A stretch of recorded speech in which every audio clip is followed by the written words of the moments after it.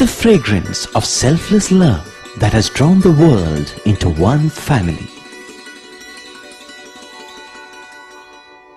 The truth of an eternal message that has been revealed through every act and word.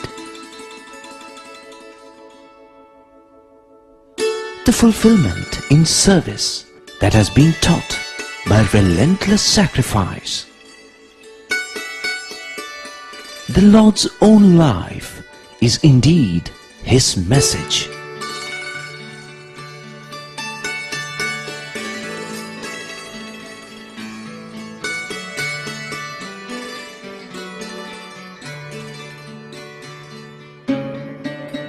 Sai Ram. Greetings and welcome to the 13th episode of our month-long serial entitled The Message of the Lord, which is bringing you the essence of the teachings of Bhagwan Shri Sathya Sai Baba. During the last few episodes, we have been focusing on the hospitals established by Swami and the wonderful as well as unique service they have been rendering to the poor and needy. Undoubtedly, these hospitals fulfill a promise that Baba made way back in 1947 when he promised to help the poor and the distressed and wipe out their tears. But there is also a larger message that Baba is sending to all of us through his hospitals. Today, we shall focus largely on that message. But before we do that, there is a tiny little gap that we must fill, and that concerns Swami's mobile hospital project, which is a marvel and institution in itself. It must be stressed that Swami's mobile hospital is quite different from the standard medical camps that are a regular feature of the Sai Seva world, not only in India but also all over the world. This mobile hospital is something some of you might have seen parked way back at the end of Sai Kulwant Hall. From the outside, it looks like a big bus. But inside, it is a different story altogether. It is a small hospital on wheels with an X-ray, a Doppler ultrasound scanner, and a small lab. This mobile hospital has been in operation since 2006 and has made a sea change to the lives of villagers around Puttaparthi. However, it is not the van itself that has brought about the change, but the amazing spirit of service, dedication, and single-pointed devotion of one wonderful doctor which has made all the difference. That doctor's name is Narasimhan. He volunteered to work on this mobile hospital project in 2006 when Baba launched it. And with the hospital bus, he has made magic. How? Firstly, he has attracted many other doctors to join him in the village service he was engaged in. The team that goes out on every trip has at least 40 members, which includes doctors and paramedical staff. But his roster has more than 300 people on call who take turns and come to Puttaparthi.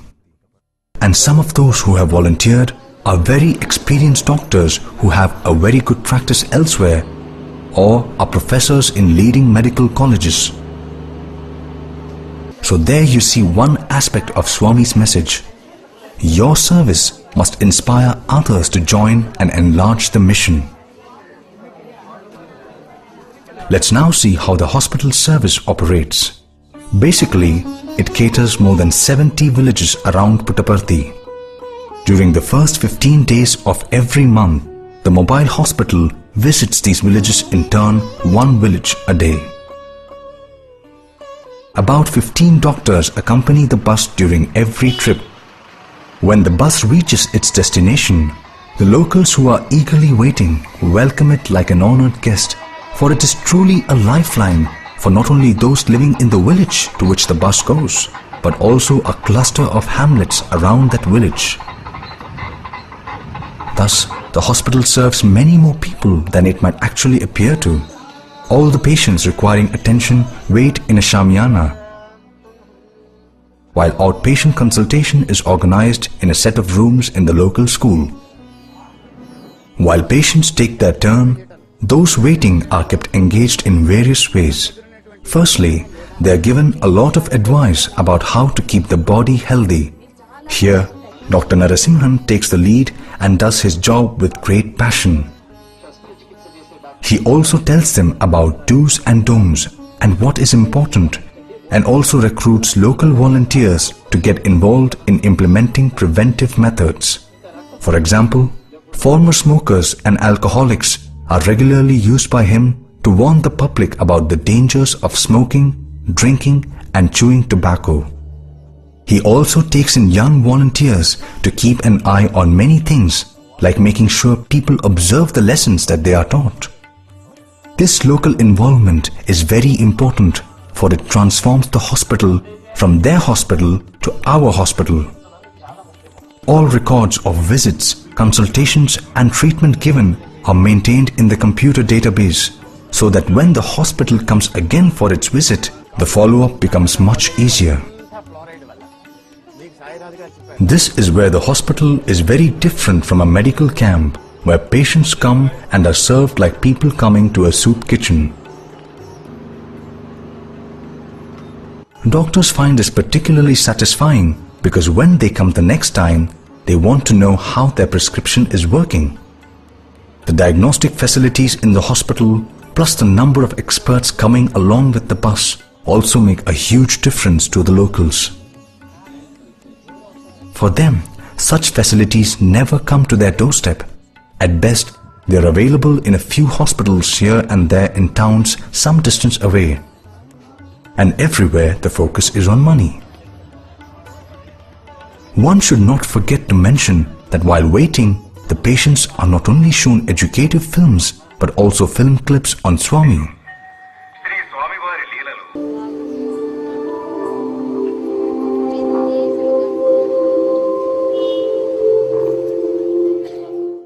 They also participate in bhajan singing.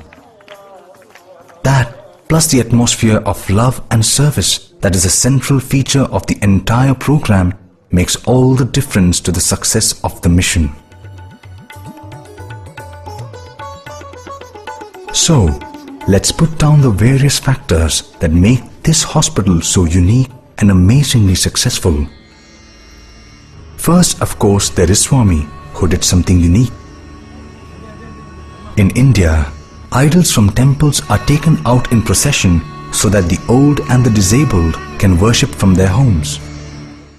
In this case, Swami says to the villagers, "Don't worry, if you cannot go to a hospital, I will bring the hospital and doctors to you." Next, since the service is free, that removes a huge worry from the minds of the poor people. Swami always says, when you serve, ask what the service has done to you. In this case, Dr. Narasimhan has taken his service so seriously that he has inspired dozens of other doctors to come to Puttaparthi to serve in the mobile hospital program. Now that magnification is something that Baba constantly induces by giving so much love himself. Moreover, doctors of this roving hospital not merely examine and treat, but also advise and guide. And through this process, they make people give up various bad habits. What is even more important, they make the locals get involved. Above all, they bring to the entire process a spiritual ambience that pervades the entire mission. Let's now look a little deeper into all this, especially how a simple thing like this is far more significant than it appears. On the fact of it, the mobile hospital program is an extension of the main hospital program, bringing the hospital to their doorstep rather than they having to go to the hospital. However, there is a bigger and a stronger message behind all this. Swami is basically asking each and every one of us, are you moved at all by the suffering of those who have no help other than God? Where is this God? In heaven?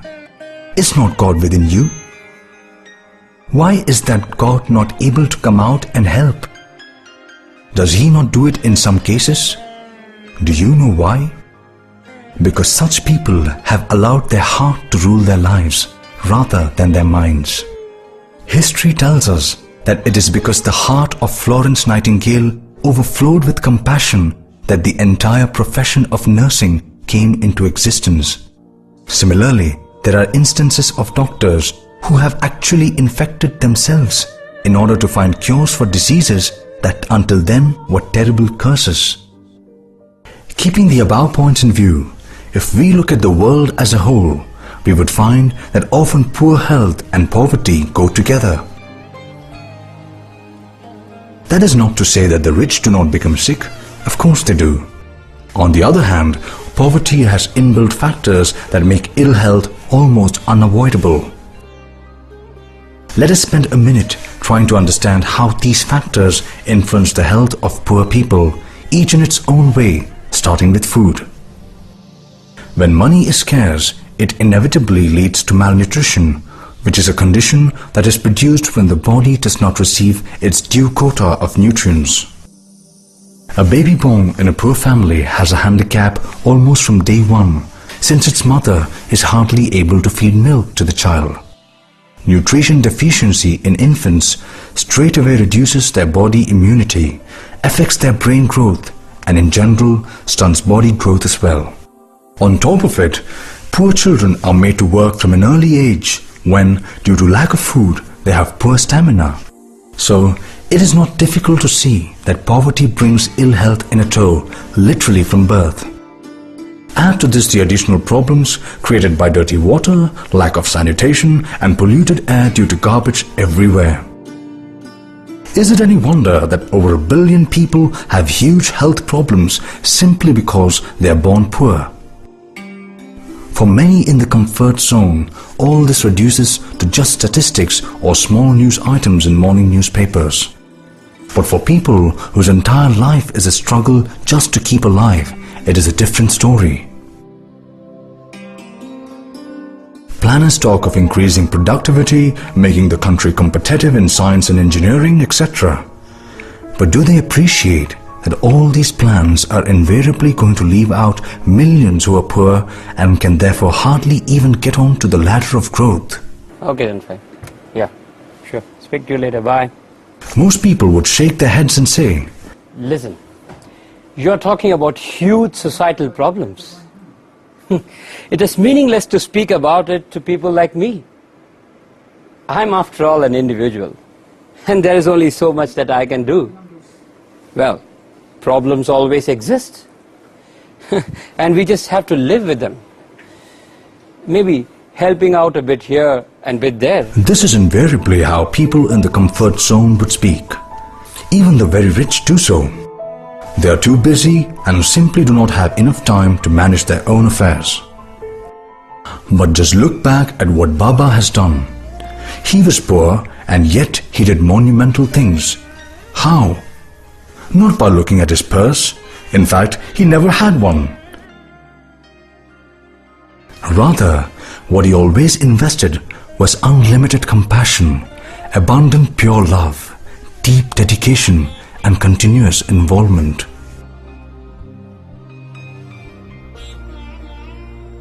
Love is a great and powerful magnet. With it, one becomes many, and then there is synergy among the many. It is that multiplier effect that has enabled Baba to achieve so many amazing results, even though he started with practically no cash. Throughout the world, people are crying out for help all the time. But barring a few, a good many of those who have wealth and can help have neither the inclination nor the time. Indeed, not even the idea of occasional help. Consider, for example, the state of Orissa in India. God has endowed it with a lot of natural resources like water, forests, minerals, etc. Yet, even today in the age of super planes, most people in Orissa are miserably poor. Huge corporations engage in steel making and mining. But they have very little money to provide schools, dispensaries, water taps, and even elementary sanitary facilities. Here we must recall Baba's visit to the metropolitan city of Mumbai in 1999, at which time it was called Bombay. There, Swami was given a reception at the Corporate Stadium in South Bombay, a prestigious area. Welcoming Swami, speaker after speaker said, "Baba, Bombay is in deep trouble. There is absolutely no safety. We cannot go for early morning walks as we used to. Our children are not safe while going to school. There is so much crime. The situation is becoming unbearable. You alone can save us. Please do. We are looking to you." Hari Hari Hari Hari Smarana Karo. Hari Hari Hari Hari Smarana Karo. Swami said in the discourse that he gave later, "I have carefully heard all that you have said, but just reflect on this. Well-to-do people in this city live in skyscrapers. Have you ever looked down from your balconies? If you did, you would see slums everywhere. You get water in the taps in your homes. These people have no homes and no taps. Your children can go to school. Their children have to go and work. If you fall sick, you can get treated in a hospital. If they fall sick, which hospital would treat them if their sickness is serious? Have you ever spent 1 minute thinking about their problems and difficulties? So many of you have gathered here to tell me about your problems. But how many times have you ever gathered to even think about solving the problems of the poor of your own city? Baba never minces words and speaks out his mind, irrespective of who the listener is, provided the listener needs to be taught the basics. Swami thus told his Bombay audience, "Bombay is the stomach of India. When the stomach gets upset, it affects the whole body. Thus, when the poor have innumerable problems and you do not bother to do anything about it, the effect of those problems would also reach out to you. The sooner you learn about this elementary fact and do something about it, the better it is for you." So you see, if we look a bit behind the hospital, we can see not only how Baba got them going, but also how he has sustained them and even arranged for them to improve and grow. One more point, and an important one too. There is a fundamental difference in the way the East has approached the problems of the body than done by the West. In the West, if a person has an ailment, say connected with the stomach, liver or whatever, treatment is focused on that organ alone. In a manner of speaking, this makes sense. After all, this is what one does in the case of, say, a car. When one takes a car having some trouble to a garage for repair, one gets that part which is giving trouble fixed. It may be the engine, the starter motor, the brakes, or anything for that matter. The same approach was adopted in the case of the human body and seemed perfectly logical until recently, that is. Increasingly, it is being recognized that the human body is not like a mechanical system. That is because humans have a mind which everyone is now quite sure influences the body in more ways than one had imagined earlier. Thus, increasingly, even doctors in the West are beginning to realize that patients must be treated as one whole rather than as a system in which one organ was not functioning properly.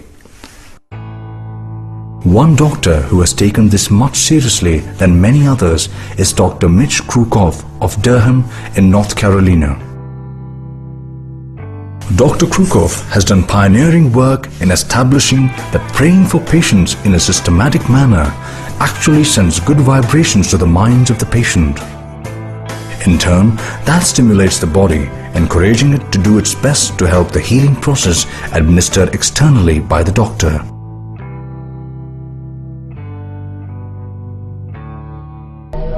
Mr. Krukov is one of my heroes. Here's an individual who has established himself in the challenging realm of hard science, taking one step extra into that uncharted plane of religion and spirituality. Patients and staff believe that they are working in God's hospital. They are being cared for in God's hospital. The energy in this hospital is really a healing energy. There's an atmosphere around the staff as they do their work, a joy. You could imagine a hospital for Christians where Jesus physically walked around.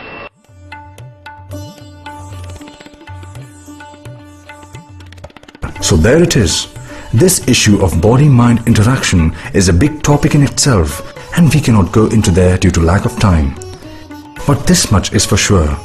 The aura of love in Swami's hospitals do help in the speedy recovery of patients. This is what Dr. Michael Nobel of Switzerland had to say on this. To find free hospitals, but combinations of the two, of a super specialty, highly advanced, state-of-the-art hospital which is free to the poor is a unique, completely a unique concept. And if we add the idea of the Sai Baba's presence, the spirituality which his presence in form of photos or his actual presence lends to the hospital, it becomes a very unique creation. I know hospitals very well, but I've never seen anything like this. Changing the subject, let us now see what Swami has got to say on keeping the body-mind complex healthy. Now this is an important point, because staying healthy does not mean only taking care of the body, but also taking care of the mind and the senses. First, let us see what Swami has got to say in general about this subject. Just have a look at this clip. ఈ దేహములు అనేటువంటిదంతా కూడా ఒక పెద్ద magnet car. ఈ కన్నులు అనేటువంటిది ఈ యొక్క కారుకు లైట్లు, ఈ యొక్క నోరు దీనికి హార్న్, ఈ యొక్క దీని లోపల మైండ్ స్టీరింగ్. ధర్మార్థ కామ మోక్షములు ఈ నాలుగు కూడాను ఈ కారుకు టైర్స్. టైర్స్ లోపల ఫెయిత్ అనేటువంటి గాలి ఉండాలి. ఇది కూడాను ఫ్రంట్ టైర్స్ కు వేరే ఉండాలి, బ్యాక్ టైర్స్ కు వేరే ఉండాలి. ఏ టైర్ లో గాలి ఎక్కువగా ఉంటుందో దాన్ని తీసేసేస్తారు, ఏ టైర్ లో గాలి తక్కువగా ఉంటుందో దాన్ని పంపు కొడతారు. మన యొక్క స్టాక్ ఈ కారుకు పెట్రోల్ బంక్ కనుక ఈ కారు యందు సర్వత్రము ఉంటుండాలి. As expected, Swami spoke in Telugu. Let us now summarize what Swami said. Basically, Swami compared the human body to the car, and in the process he made the following observations. ఈ దేహములు అనేటువంటిదంతా కూడాను ఒక పెద్ద magnet కారు. So body is like a car which is magnetic. The eyes of a human are like the lights of a car. They help you to see where you're going. ఈ యొక్క నోరు దీనికి horn. The mouth is like the horn of a car. ఈ యొక్క దీని లోపల mind. The mind is like a steering wheel and determines the direction your life would take. That, by the way, is an important analogy. The stomach is like the petrol tank. And finally, Baba compares the tires to the fourfold conduct of life observed in ancient India.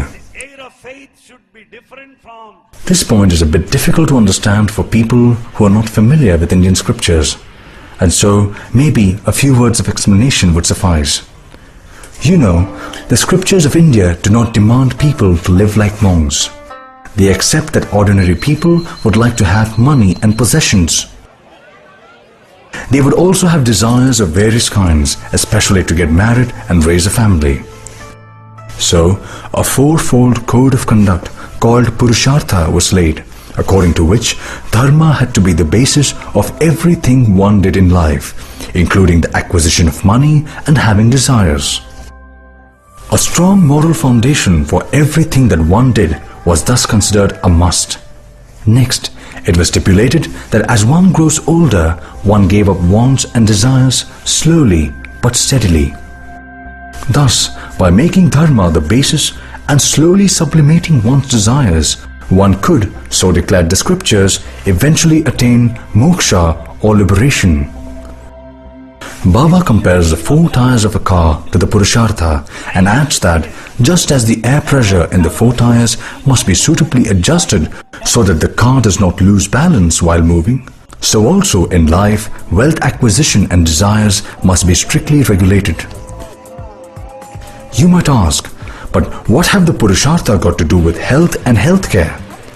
Everything, because a person who leads a well-regulated life and controls his or her desires and wants would have mental peace. Remember the old saying, a healthy body requires a healthy mind? Well, if you have a healthy mind, your doctor bills would automatically come down. And you know that would be good for you and the society too. Just think for a minute, how many health problems people get into thanks to desires? How much money is wasted and squandered because people want to become rich quickly? So you see, although healthcare might be a subject in itself as far as organization, planning, projects, etc. are concerned, at the end of the day, it all boils down to what we do with our lives. Baba's constant advice is that if we take to the path of spirituality, not only can we be healthy and enjoy mental peace all the time, but through service can help others to enjoy that same benefit. And when large number of people feel good and happy, it is good for society, is it not?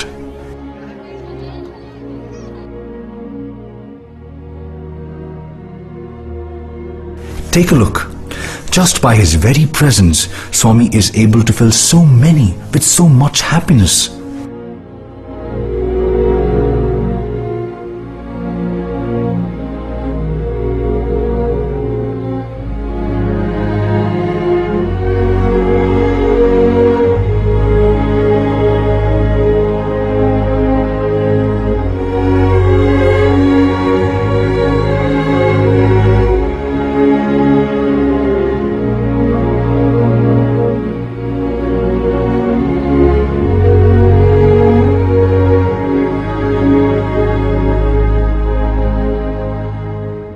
Do you know how many we can make happy if we just follow Baba's teachings and put them into practice? Do think about it. That's all we have for this episode. It has been quite a long one, but the subject was also equally important and we had to dilate on it. Do join us tomorrow for our next episode, and we have something that is equally inspiring and new. Thank you. Jai Sai Ram.